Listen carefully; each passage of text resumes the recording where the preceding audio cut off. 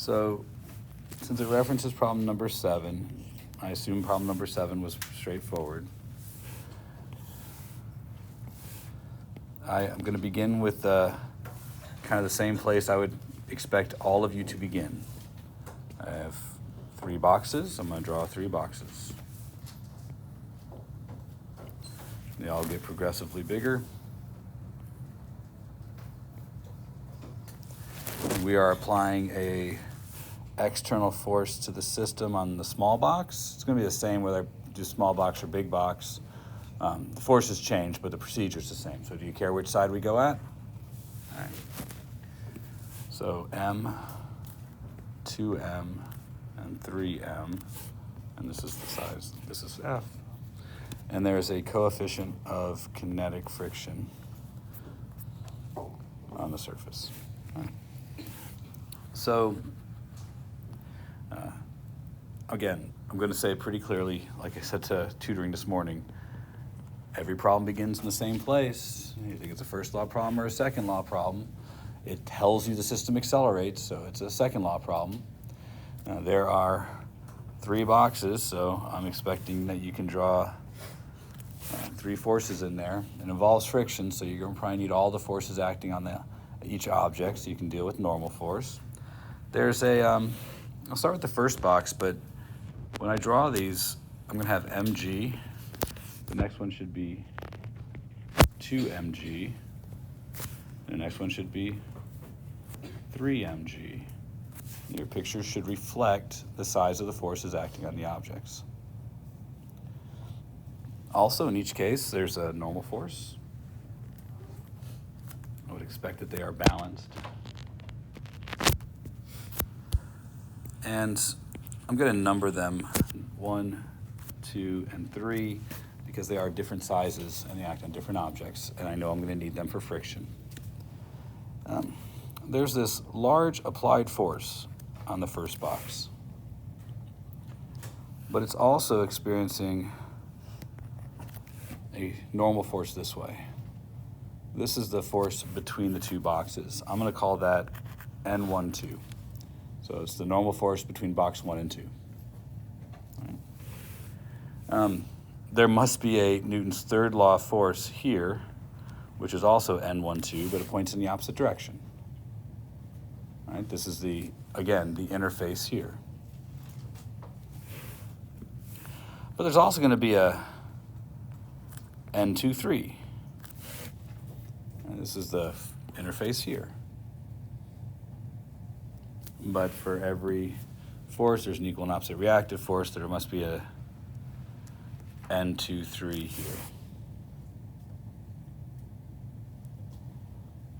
Now, every box is also experiencing a frictional force. They're not the same frictional force. But this is F3, this is F2, this is F1. All right. Any questions so far?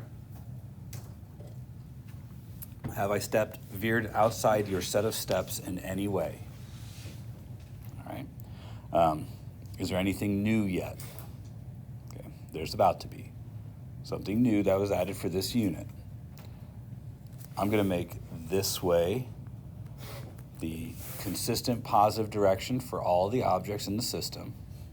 And I'm going to ask myself if the acceleration is the same for every box. Is it reasonable that the acceleration is the same for every box? Those are the only 2 new questions for this unit. So they are part of your set of steps. You should be asking that question. So now, ignore the picture. I'm going to deal with box 1, box 2, and box 3. We have lots to talk about here, so let's just go with it. Net force for all of them in the x direction equals ma. Net force for all of them in the y direction equals 0. So I have F minus F1 minus N12 equals M1A. No, not M1, just MA. Did I do anything weird there that you haven't seen before? Just making sure. In the y direction, I have N1 equals mg. And there's friction. So F1 equals mu k mg. I'm jumping ahead, but it's a normal force. If you want, so I can be completely transparent, I'd put N1. These are all the things happening with box 1. Any question about any of the things I wrote there? Let's go to box 2. I've got lots of arrows there. I get that it's confusing, so let's see, I've got N12 is in the positive direction, minus N34, which is in the negative direction, minus F2 equals 2MA. Anything weird there? Anything unexpected? All right. N2 equals 2mg. All good? All right. F2 equals mu k times N2 there, being consistent. All right, box 3. N3, 4 minus friction, not 3, 4. Why'd you guys let me say it was okay when it's not 3, 4 and it's 2, 3? It's because you're not really paying attention. You're looking like you are, but this is N2, 3. There was no fourth box. This equals 3MA. N3 equals 3mg.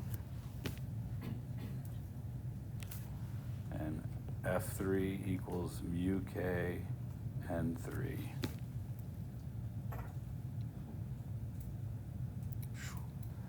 It's a lot of stuff. All right, so that's what Newton's laws produced.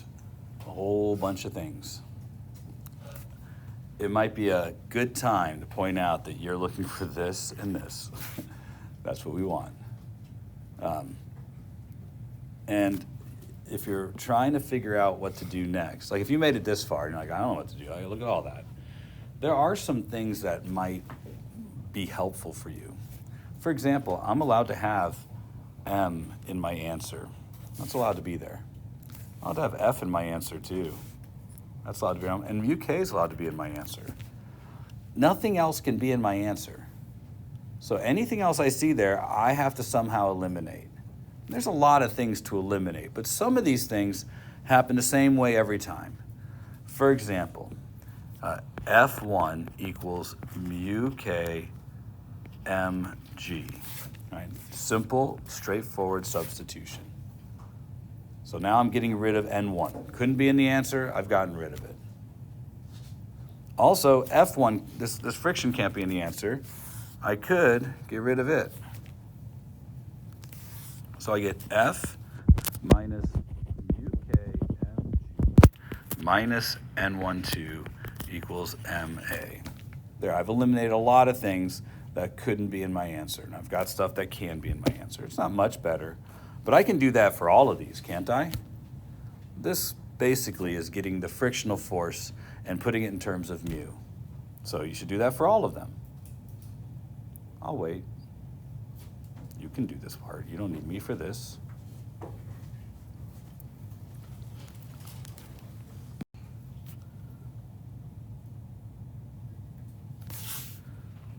I need, all I was suggesting is that we put this here. So F2 equals, and what'd you say next?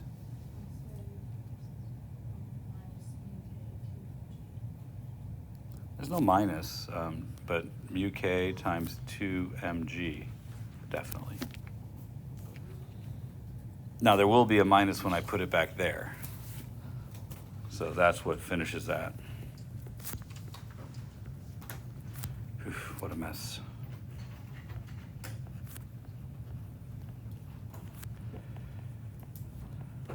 All right. So Bailey, can you tell me the last one?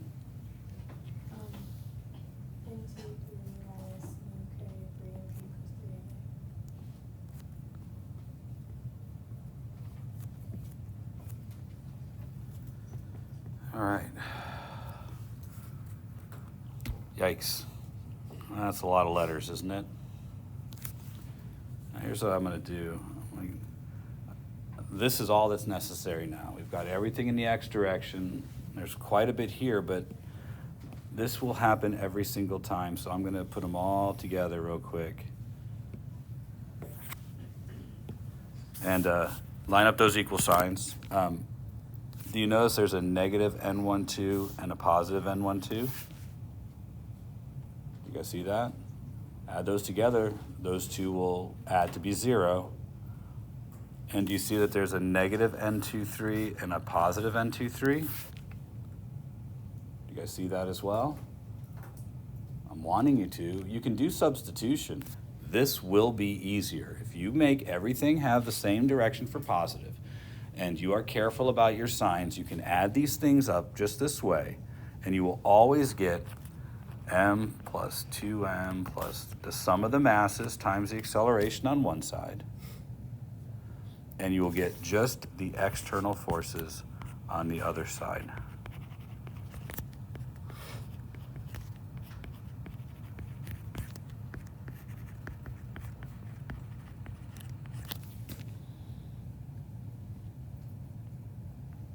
Now, these were all in terms of m, which really simplified this, because this is 1 mu k mg, this is 2 mu k mg, and this is 3 mu k mg. You can add them all together. 3 plus 2 plus 1 gives you f minus 6 mu k mg.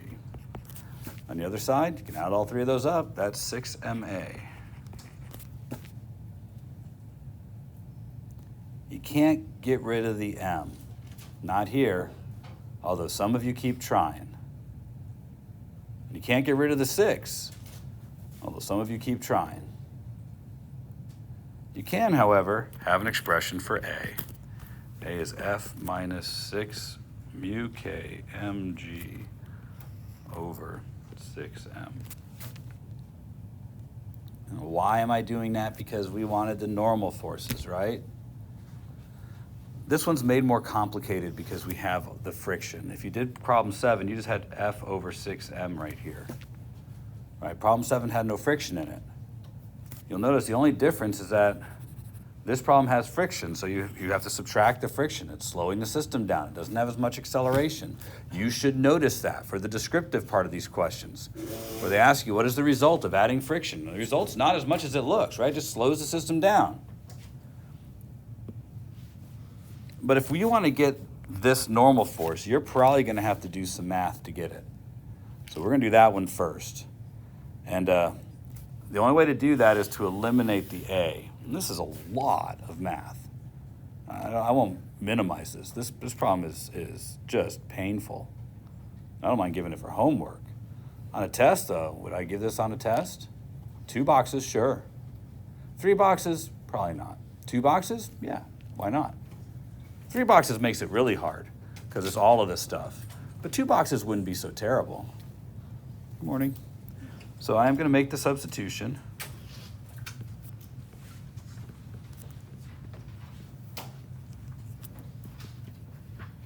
But I got to put this huge mess in here. And it's huge.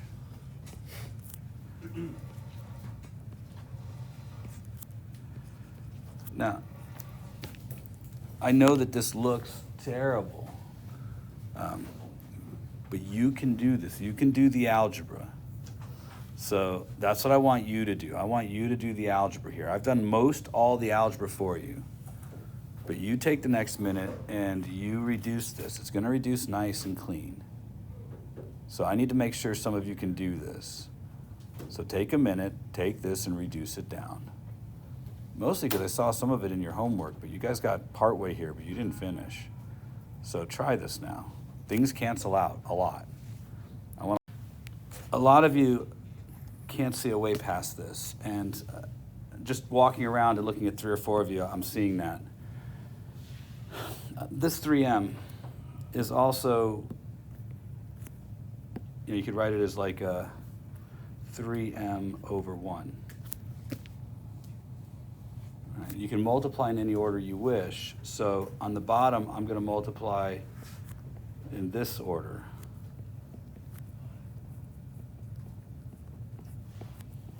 Just swap those two. Because you can multiply in any order you want, and one's the top of the fraction and one's the bottom of the fraction. By grouping these together, I can see real clearly that the m's will cancel right out. And moreover, this is just 1/2 now.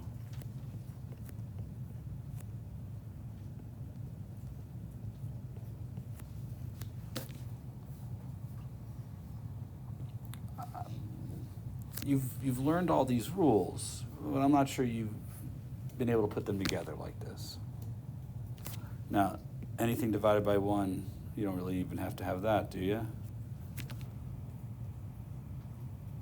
So if you want, you can distribute the 1/2.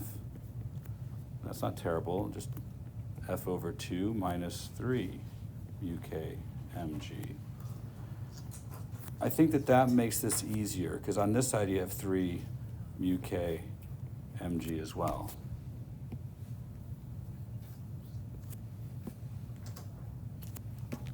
You see a pathway now? I mean, this will just cancel out.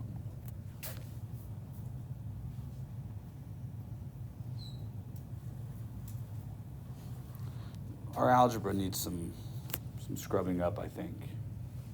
Because this is, I mean, the physics ended way back here. This is all just the algebra, but we have to be able to do this algebra. So we're going to need some practice on the more complicated algebra. I did this one. You need to make sure you can do the other one.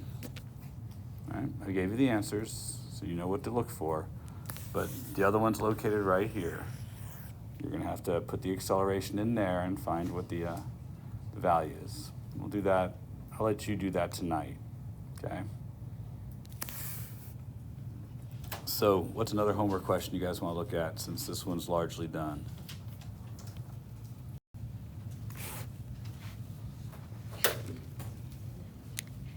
Is there one? That was number 8. Setting this problem up. So I'm gonna draw a picture, and that's one of the things I was looking for in your homework when I was reviewing it, was what pictures do you guys draw? I would encourage pictures. This is 10, this is 2, and we are pulling on this one. There's no friction here, but there is friction here. And I think they even told us how much, right? 0.6. All right, here's what I wanted to see. And I know it's not on everybody's homework, so this is the specific one I was looking for when I was flipping through your homework. I want to see your free body diagram. I've put the 2 kilogram box on the left side and the 10 kilogram box on the right. I don't care where you put it. I just want to see what forces you think are acting on each box. And if you have it done, great, I'll come right up to you. But if you need to work this out and talk to your neighbor, do so. I'm expecting perfection here, and I'm especially interested in what you put for the top box. The easy stuff, you did okay. There's got to be a 20 Newton weight on that box, and most of you said there's got to be a normal force on this box. That's great.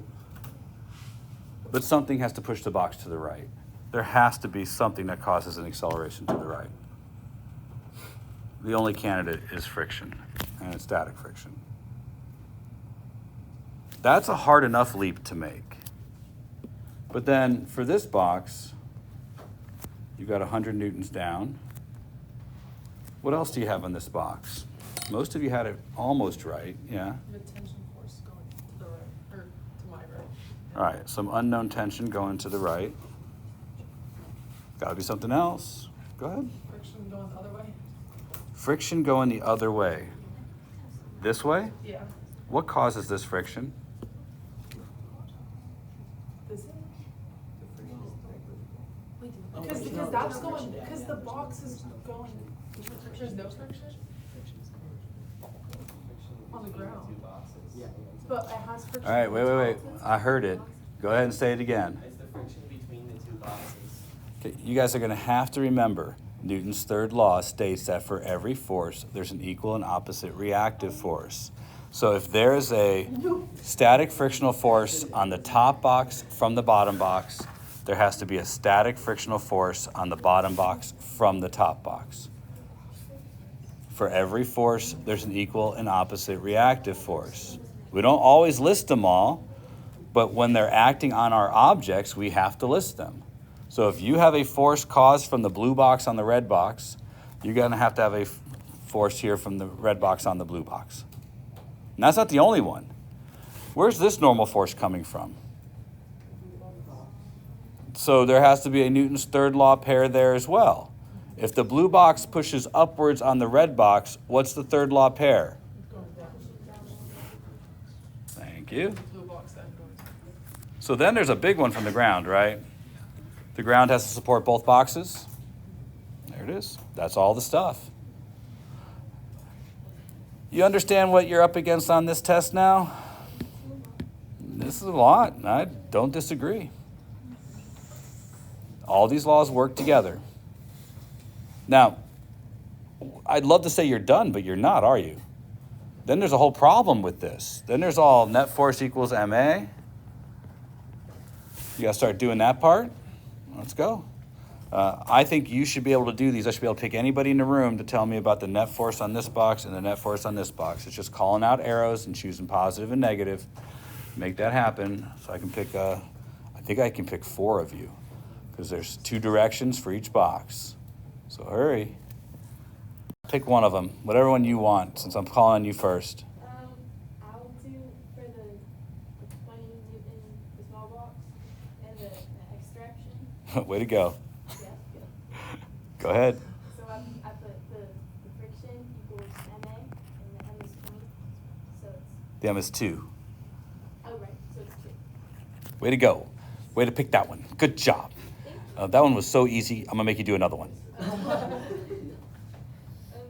Just finish off this box. So then for the Y direction, it would be, I labeled this normal force M1, and then minus the 20 Newton force, minus the other normal force. No, that's it. And? Equals 2. Nope. No? You're so close. Right, Y direction equals 0. It's not accelerating up and down. Good job, 50%. Put that on the fridge at home. All right, Xavier, give me one.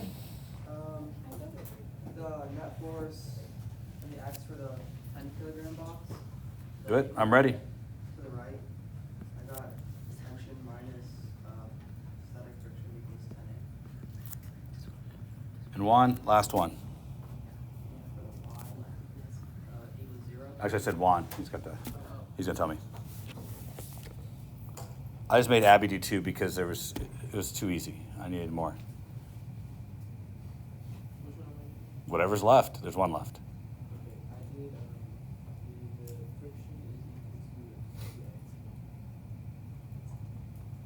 That's this one. I'm gonna help you out. This is the one that's left right here. Shh, don't tell him I told you.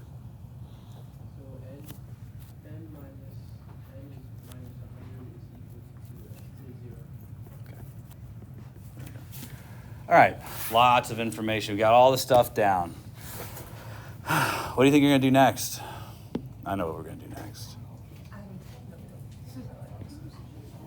Do you guys know where to go next? We've done this problem already once. Yeah? Sure, we could do that right away. Find the normal force, we could find static friction. That's easy, straightforward, right? How do we find static friction? Wait, but it's static friction is. But it's the inequality, right? Yeah. Yeah, sorry. Sorry to bum you out, but yeah. So static friction has to be less than or equal to 12 newtons. 0.6 times 20? Okay. Oh, really? Calculator for that? Please No, do. I don't know. I'm gonna divide by 2. I don't know. Why look, I stopped asking that question about you No, since wait. No, I stand my case. Static friction equals 2A, so F of S would be 2A, so you do divide by 2. You're, You don't fill that in? anybody else follow that? But like, All right. I see where you're going, but hold off there kiddo. Can somebody stop them? They're out of control. All right. You have a choice on what you want to do next, guys. No. Because I had to endure Nyla, you guys have to give me a second. You have a choice on what you're going to do next. You're supposed to figure out the largest value for the tension. Now, we've talked about this in class, about preserving your inequality to help you understand whether you are finding a largest value or not. What Nyla's talking about doing is fine. You can plug that in there, but you're assuming it's the largest value, right? If you put the 12 in there, you're automatically assuming this is an equal sign, right? Now, that's fine. That's the maximum static frictional force. But you have to understand that that's what you're doing. Do you see what I'm saying? Otherwise, you don't know whether the number you're getting can be bigger than the value or less than the value. We'll finish this one tomorrow. All right, so the two blocks are connected by a massless string. What is the acceleration of the system in terms of m1, m2, and any fundamental constants? In your answer, explain the conditions for m1 to be accelerating downwards versus m2 accelerating downwards. Also, what condition must exist for the system to not accelerate? All right, so we'll do the acceleration part first. This is a Atwood machine problem. It's pretty standard, not a whole lot here. I would expect that this one could be multiple choice. All right, so if I'm looking at like what I would expect you to be able to do, that's the kind of rate I would expect it to take. We're going to do it probably more elaborately than what you have to do for multiple choice, but multiple choice should be able to pick out from a group of things which one would probably represent the acceleration of the system. I'm going to make this the positive direction. I'm kind of in my head thinking that M1 is greater than M2 right now. It doesn't have to be. We don't really know that. But I have to pick a direction to make positive, and so that's the direction I'm picking. That means that it's going to be positive direction that way and positive direction that way. This is one of the new things that you really need. We've always had to choose what direction we're going to call positive. The only difference in a multi-body problem is you choose a united pathway, a pathway that all the objects share. So you pick a direction that you believe your system will accelerate, and you apply that unilaterally to everything. The next thing you're supposed to ask yourself is, does the motion of one object connect to the motion of the other object? Do they? If one box goes down 10 centimeters, does the other one go up 10 centimeters? If we think that's true, then we know that they are going to have the same acceleration. Questions that you should ask at the beginning of these problems now. Also, I believe this is going to be a Newton's second law problem. So I'm expecting this to be net force equals ma. Any questions? All right. I'm going to start with a free body diagram. If this were an FRQ, this part would be critical to your problem. I've indicated already that I believe M1 is greater than M2, so I'm going to draw it that way on purpose. And I'm going to make sure that the arrows reflect that M1 is greater than M2. But the only way that M1 accelerates downwards is if the tension is less than the weight downwards. And the only way that M2 accelerates upwards is if the tension is greater than the weight downwards. And since this is a massless pulley with massless strings, the two tensions have to be the same size. All of that is how you're earning points. Getting 4 arrows will not be earning you points anymore. They have to have the right qualities. I see 3 points right there for that set of discussion. 1 point for the two tensions being the same, 1 point for the weight being greater than the tension on the left side, and 1 point for the tension being greater than the weight on the right side. 3 points. So you guys see how that's going to be scored now? And that'll be true for all of your free body diagrams. They have to conform to a certain standard. If it's not done with a straight edge and you're not taking care to make them in the right direction, you'll get 0 points. And there'll be points taken away if you have any extra or miscellaneous forces added to the system, or if you don't have enough of them. All right, same kind of way we're going to be earning points. It's net force equals ma problem, so the very first thing I'm going to do now is write out my forces on each side. All right, I made downwards positive, so m1g minus t equals m1a. On the other side, I made upwards positive, so t minus m2g equals m2a. Any questions there? All right. We're largely done. This is all Newton's laws can do for you. When you make it to this point, you have to decide how you're going to proceed, but Newton's laws gets you here. We want to eliminate tension. It says the acceleration has to be in terms of m1, m2, and fundamental constants. It made it pretty clear tension can't be in my answer. So I need to eliminate tension. We talked about the fact that there are 3 ways to eliminate tension. You could do this process I showed you about adding the 2 equations together. You could solve both of the tensions and then set those 2 equations equal to each other, or you could solve one of them for tension and plug it into the other. I'm not doing your ways anymore. I'm going to do my ways because I like them better. I'm going to add the 2 equations together because I've structured this in such a way that if you do it this way, the tensions will cancel out because they will be of opposite sign. So m1g minus m2g on the left and m1 plus m2 times a on the right. I want you to do it this way purposefully because this is net force, the sum of the 2 forces acting on the system. 2 weights are trying to get the system to move in opposite directions. That's what that says. This is the inertia of the system, both masses added together. You know you've done your algebra right if you see that. And of course, the acceleration. So taking that, acceleration's got to equal m1 minus m2 over m1 plus m2 all times g. I like organizing it like this because this shows me a unitless quantity that has to do with the scaling of g. And although maybe many of you didn't get the point of the first couple of questions, but this is how you can ask yourself certain things. Like the acceleration can't just increase without boundary. The maximum the acceleration could ever be in this system is g because of this ratio over here. The acceleration could also be 0, right? And the acceleration could be negative. All of those are realistic things. But so when I read your guys' answers to the what happens if you have a really heavy thing hanging off and a really light thing on the table, and the acceleration will increase. That's not enough. That's not going to get you your points. You're on your points, point to something like this, and use some rationalization here. I mean, the biggest this fraction could be is 1. That's the biggest that fraction can be. And that's when, say, m1 is much greater than m2. That fraction becomes 1. You should be paying attention to stuff like that. So, anyways, fun times. I have to answer the question, though, which is, what is the condition for it to accelerate one direction versus the other direction? Right now, if it's positive, it accelerates in the indicated direction. That's when m1 is greater than m2.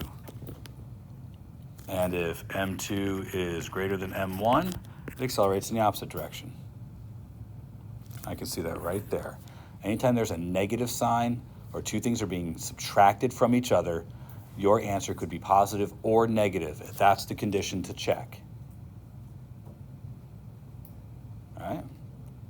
Oh, yeah, because I think it's important because I know I'm going to do it on the next test. A negative sign in an answer means that your answer could be positive or negative. It's a condition. You should check what that condition means. So no matter how complicated it is, I'm asking about m1 and m2. Which one's bigger? This system is negative when m2 is greater than m1. That means something. And this system is positive when m1 is greater than m2. Meaning it would go like the other direction. Meaning it would go the other direction. Our positive direction was based on assigning a direction to the acceleration. Acceleration is a vector quantity. So when we said that that's our positive direction, the possibility that there could be a negative answer means it could go the other direction. What condition has to exist for that? Well, m2 has to be greater than m1. That's the condition that has to exist for that.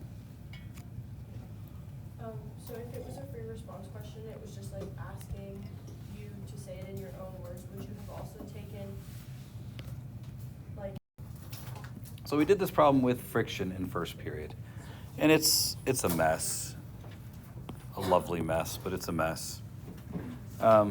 Doing it here without friction, it's not going to be nearly as hard, so 3 boxes. And again, you guys draw some ridiculously terrible pictures, so you can really stop making.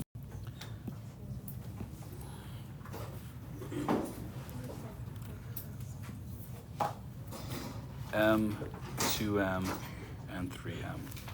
All right, Lance. Is this a first law problem or a second law problem?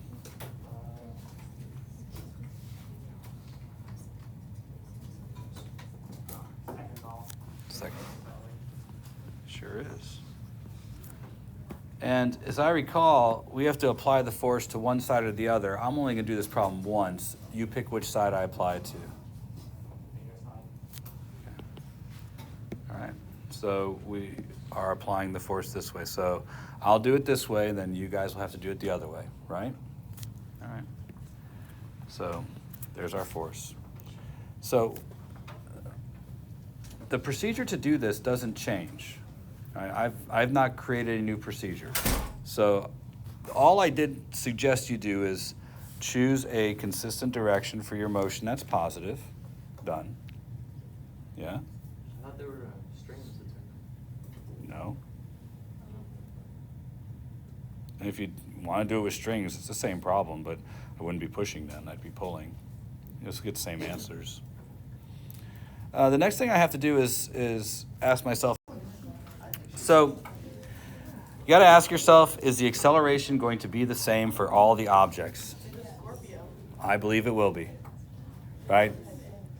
Back to work. Lance wants to know the answer. Right, Lance? What is the question wanting us to find? You don't know? You don't have that in your head? Like finding the relationship between like the force and the object. I don't think so. It wants the normal force between the boxes. State it like that. It's going to be a relationship as our answer, but it wants a normal force between the boxes. That's important because it actually doesn't want the acceleration. Okay? It wants a normal force between the boxes. Your next job is to draw a free body diagram to assist you in doing this problem. Again, I'm not adding anything to our list of things that we have to do. I'm going to ignore the up and down forces for this one, but for question number 8, you probably shouldn't. Because in question number 8, you have friction, and normal force becomes an issue when you have friction. But are the up and down forces going to contribute to this problem in any way? They will not. Because the up and down forces merely make sure that the box doesn't accelerate up or down. In the y direction, I'm going to have a bunch of net force equations that equals 0. That tell me the obvious things like normal equals 3 mg and normal equals 2 mg. I don't need a diagram to tell me this. Right? The diagram's there to serve your needs, not mine. So unless you're told to make a free body diagram, and we were not, I'm not going to worry about the up and down forces. I am going to worry about the side-to-side forces because there is a applied force in this direction, which I will call F. However, these two boxes are touching, so there must be a normal force in this direction, N2, 3, the normal force between box 2 and 3, that acts on box 3 from box 2. Any question about that? All right, we're done. That's the number of forces acting on the 3M box. Let's move on to the 2M box. Well, this does not act on the 2M box, but this force does. This force pushes on the 2M box. So there's going to be a pushing force this way, and I'm going to call it N23, and I'm going to make sure that I draw that arrow to be the same size as the other N23 because this is a Newton's third law pair. This is the reactive force. So there's a force from the blue box pushing on the green box. There must be a reactive force of the green box pushing on the blue box. You okay with that, Lance? All right. Well, we're not done because these two boxes are in contact. I'm pretty sure that's going to be a normal force in this direction, N of 1 on 2. This is the normal force between box 1 and 2. That's it. Now I got to go on to the next box and the last box, which has N of 1 on 2. It's the only force acting on that box. All right. So, net force equals MA. N 1 on 2 equals MA. N of 2 on 3 minus N of 1 on 2 equals 2MA. F minus N of 2 on 3 equals 3MA.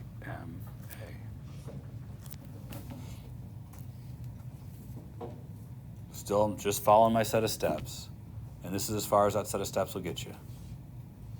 It will produce a relationship that may be able to be used to tell you what you've been asked. So that's what we get. Can we use this to figure out the normal forces? I think we can. We have 3 equations and 3 unknowns.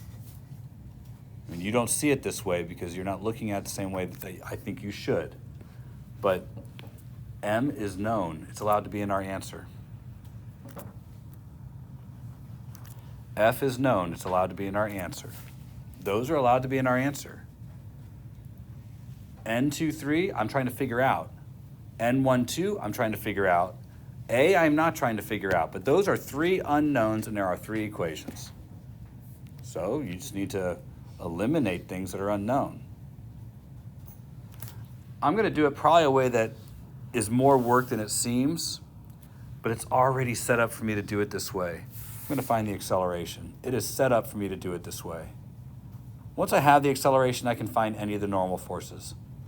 So I'm purposefully doing it this way, even though it didn't ask me for the acceleration.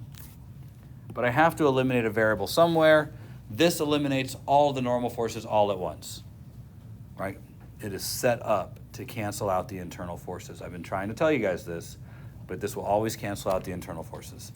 I see a positive N12 and a negative N12, and I add those together, it's 0. I see a positive N23 and a negative N23, and I add those together, I'm going to get 0. So when I add together everything on the, when I add together everything on the left side, I get just F. And when I add together everything on the right side, I get M plus 2M plus 3M times A. Proof again that the external force equals the inertia of the system times the acceleration of this system. When I see that, I know I've done my algebra correctly. In fact, some point or another, I'm probably going to be able to jump to the conclusion that if there's no friction, I can probably just say that from the very beginning, treat this as one big box of mass 6m and get your acceleration in one step.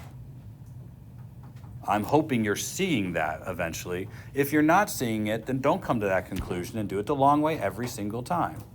But if you want to start to put some things together, this is something you could put together. Either way, once I've done this, it tells me that the acceleration is equal to 1/6 F over m. Or 1 over 6, or F over 6m, however you want to write that. We don't need the acceleration now. We do need the normal force, right? Let me get that one first. Normal force 1 on 2 equals m times a 1/6 F over m. Cancel out those m's, and I get 1/6 F. All right, easy enough. Yep. How'd you get the 1/6? 1 plus 2 plus 3 is 6. So I made all of this 6MA.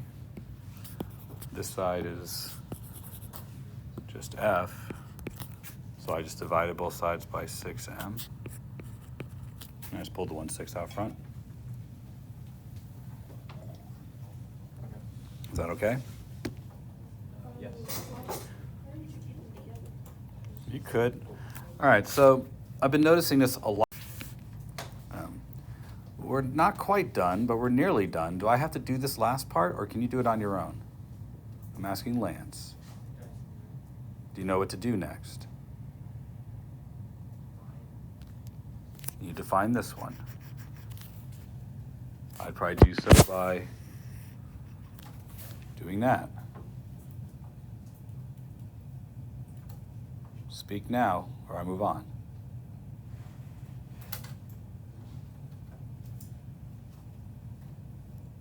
Lance, And I just plug it in for A. you plug it in for A. That's right. So are you good? Yeah, I think I got it. All right. Like any one of these problems, I'm going to start in the same place every time. I'm going to say that this is a Newton's second law problem. And there's a positive direction I'm going to direct this way, so that all the objects traveling in that direction or relative to that direction, that will be my positive direction. And I'm going to point out, I think, that the acceleration for all the objects is unified, right? The 25 can't move without the 15 moving the same amount. We're all good to move on? All right. There's no friction, so I don't have to worry about the normal forces on the box and the table for this round. But I'm going to need it for the next round, so I might as well be efficient and consider that there's 250 newtons of force this way, a normal force this way, call this normal force 25, and T1 that way. Any questions about those choices? Okay. Next box. I'm going to have 150 newtons this way, normal force this way, and this will be normal 15, and then T2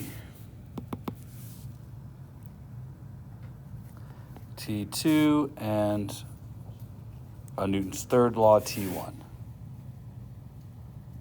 Any question about those choices? Alrighty. 150 newtons this way, T2 this way. Now, I've got problems with the size of the arrows I've drawn, so I should take a moment and bring that up so that I'm not being hypocritical. I need my 150 here to be longer than T2 because I think the system's going to accelerate. And that means I need to make these two longer to match. So let me do that so at least I'm being consistent and not a hypocrite. There. Feel a little bit better. All right. They're all the same acceleration. So my next job is to utilize the Newton's law to come up with a function for each mass. So I have the 25 kilogram box first. T1 equals 25A. Not worried about the up and down right now. All good? The 15 that's on the table, it's got T2 minus T1 equals 15A.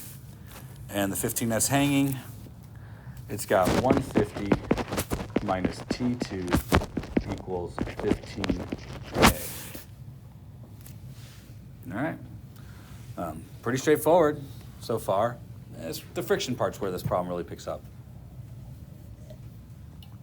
But right now, we can get the acceleration of the system. I can add these three equations together, and that'll give me the acceleration right away.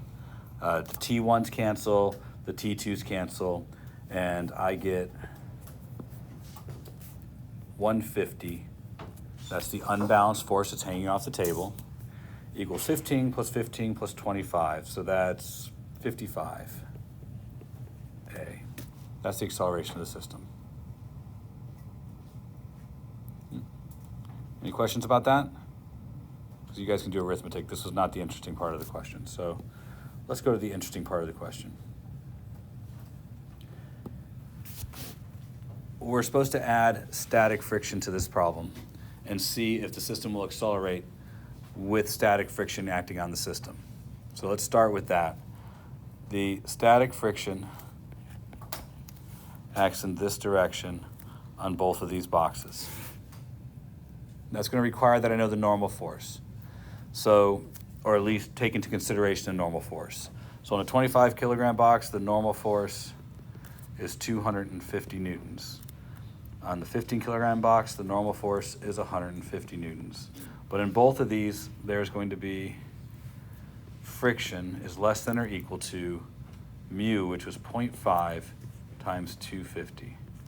And friction equals, or I'm sorry, less than or equal to mu 0.5 times 150.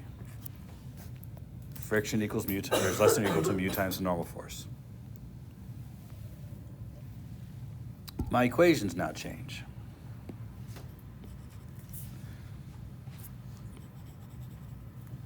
This is T1 minus the static frictional force.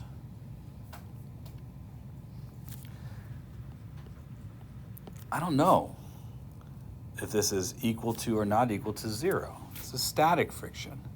A static friction problem, the object doesn't move. We're trying to see if the static frictional force is enough. But we have to assume, either this or the net force is equal to 0. If it's static friction, we assume the net force is equal to 0. So I'm assuming it's equal to 0. For this next one, I've got T2 minus T1 minus this frictional force, and I don't know, is it equal to 0? Now the box that's hanging, for it to be hanging, the net force has to be 0, which tells me that T2, if the system is at rest, is 150 newtons.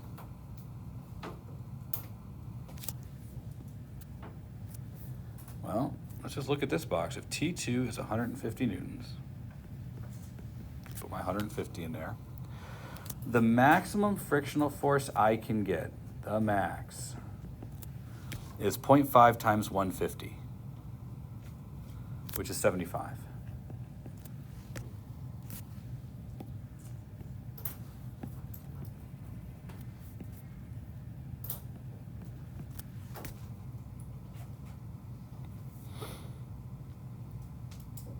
So right here, this tells me that if the boxes all stay at rest, like we've seen, then T1 would have to equal 75 newtons if they're all at rest. So the big thing here is, if T1 is 75 newtons, is friction, static friction, enough to hold it in place? 0.5 times 250 is 125. Appears to me that there's more than enough static friction to hold that box in place. The system does not accelerate. The static friction can hold the whole system in place. So, static friction's enough. There's another way we could have done this, but I figured this is okay. Just walking back through the problem. Now, I think the problem wants me to break friction too, right? Nope. Oh, how much do I have to increase one of the masses? And which one would you have to increase for the system to just begin to break friction? Which box do you think you would have to make bigger to try and get the system to move? Yeah, it'd have to be the one hanging. You could make the ones here lighter to get the system to move, but it said I had to increase something, so I have to increase this one. All right, so, yeah. If you had a test question that was like asking you that, how would you want us to write that as like a test? If you had a test question that was asking this, first, I probably wouldn't have that, okay? Making it easier to not have to worry about the second one. And you would have to somehow indicate that you figured out that there was enough static friction to overcome any tension that was in the cable. And that would probably be the way you'd have to describe it. You would probably have to do some calculation to find out what the size of that maximum static friction was. There will be a practice test posted today. Redoing the problem. So, 2 blocks, 15, 25, are on a smooth table and are connected by a thin massless cord. The 15 kilogram block is attached by a similar cord to a 15 kilogram block that hangs off the table. When the blocks are released, what's the tension in each cable as they accelerate? So that one? Yeah. Okay, so without friction first? Because then they add friction. All right, so I don't know. Do you guys need to free body diagram this? I think there are things that you should do here, but I hope that you're working towards the idea that you may be able to advance a little bit. But if you can't, then I would choose a consistent direction for positive. I did. That's what the arrow over the pulley is. So that's my consistent direction for positive. Then I'm going to ask myself, do all these objects have the same acceleration? I think there's every reason to believe that they do. So then I'll begin my free body diagram, starting with a 150 Newton force downwards and a tension upwards. I'm going to call T1 because I think there's two different tensions. And then I'm going to go to the other 15, which has to have the same size downward arrow as the other one, 150. But now it's balanced by a normal force upwards, and there should be T1, and this arrow should be the same size as the other arrow. Lastly, I have a 250 Newton force. I'm going to have to, that one's got to be longer, so 250, and then it's going to be outside the range there, but normal's there. But there is a T2 this way acting on that mass and a T2 this way acting on that mass. I think I have all the forces that we need. Since there's no friction, I'm not going to analyze the forces that are up and down on the ones on the table. I'm only going to do the left to right ones. So starting all the way on the end, I have net force equals MA. So I will have T2 equals 25A. Next, on the next mass over, I will have T1 minus T2 equals 15A. And then lastly, I will have 150 minus T1 equals 15A. There we go. Those are all my force equations. Any question about those force equations? All righty. We're supposed to find the tensions, but I think it's easier to find the acceleration first, especially if you do it this way. So you have a variety of ways to do this. I have been trying to tell you to do it my way. So I'm only going to do it my way from now on. If you do this and set it up the way I do, all of the internal forces cancel out if you add the equations together. I'm going to add the equations together and get 15A plus 25A plus 15A on the right side, and on the left side, I'm going to have 150. So 15 plus 15 plus 25 is 55, so 150 equals 55A. I now have the acceleration, 150 divided by 55. Is that 30 elevenths? Is that right? Dividing them both by 5. So I don't, so 2.7, all right. You're gonna need something because you have to go back and now figure out all the tensions. I would take this and put it here to figure out T1 and put it here to figure out T2. And if you're desperate, check your work here. Any questions about that? Pretty straightforward? All righty. Repeat with friction. All right. I don't have to change anything really, but if I want to repeat with friction, I mean, I do have to change a lot of things, but I don't have to change much of my drawings here. I simply have to add a frictional force here and a frictional force here. They're not the same frictional force, so I'm going to do F15 there and F25 there. And they give us that the coefficient is, for static, is 0.5, and for kinetic is 0.3.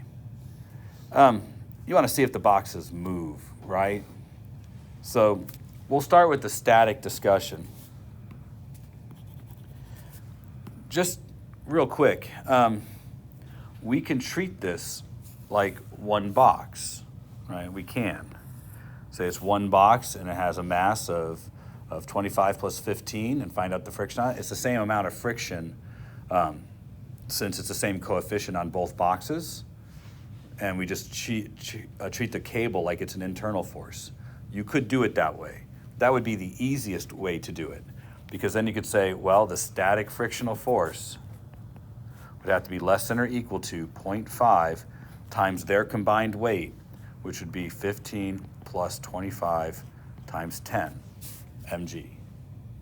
Now, if I do that, I find the combined static frictional force, let's see, 15 plus 25 is 40, that's 400, half of 400 is 200 newtons. Well, look, I'm only hanging 150 newtons, right? So I have up to 200 newtons of available friction, and I am only hanging 150 newtons. I will never break static friction. The boxes just sit there. Now, if you don't want to do it that way, you can break it up and find the individual tensions. But I think this is the easier way, wouldn't you? So I'd say that that problem's done.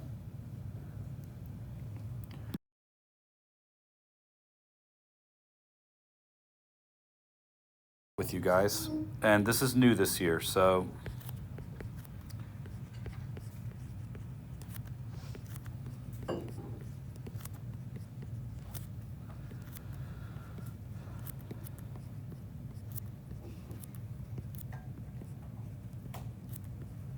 these are all the same thing.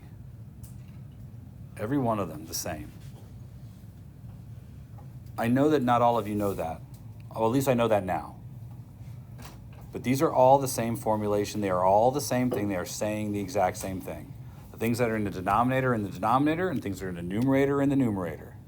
And if you don't have something as a fraction, it's automatically something over 1. This year's group doesn't know this, at least not all of you. I don't know who that teacher was, but these are all the same. Okay? If you don't understand why, I'm happy to explain it, but probably more a one-on-one thing will do. Okay?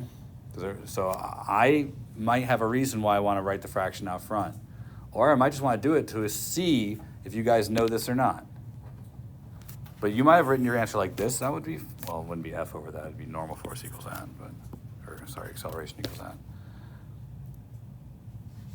But that's okay. If you want to write it like this, there's nothing wrong with that. And if I want to write it like this, there's nothing wrong with that. But they're all the same.